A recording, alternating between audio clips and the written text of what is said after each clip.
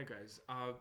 This video is kind of a supplement to my Kant video, and the question I would like to answer in this video is what is a priori? And people like to use this word a lot. Like I've seen it, used in sort of computer science and mathematics, and people say a lot. Well, can we assume this, a priori? So, what does it mean? This concept of a priori. A priori means uh, prior in time. That's what the word means.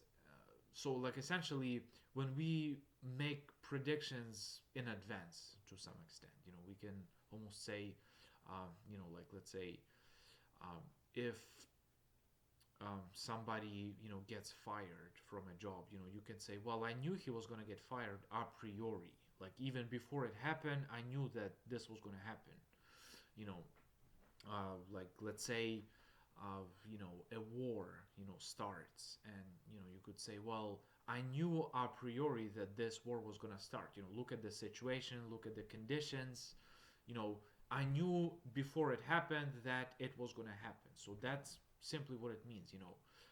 A priori means kind of knowing in advance. Okay, that's what it means. So why do we have this? Why did Immanuel Kant have to come up with a concept of a priori? Um, well, you see, for Kant, a priori doesn't just mean earlier in time, but to some extent even outside of time. Okay, something we know even outside of space and time. And you might say, what the heck is WTF is this supposed to mean? Um, Let me give you an example.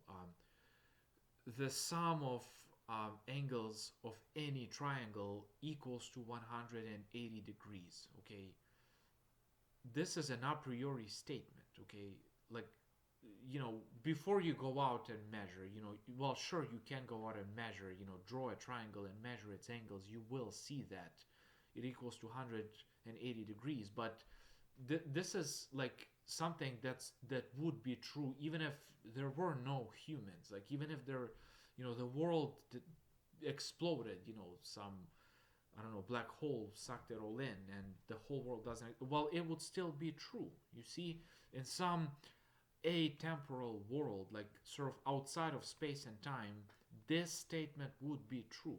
It's a true a priori statement. So, and Immanuel Kant, that's the type of questions he was asking. Like, uh, the world in space and time versus apart from space and time. And that's why he, introduced this concept of a priori, which means knowing, something not just in advance in time, but you can even think of it eternally, like forever and ever.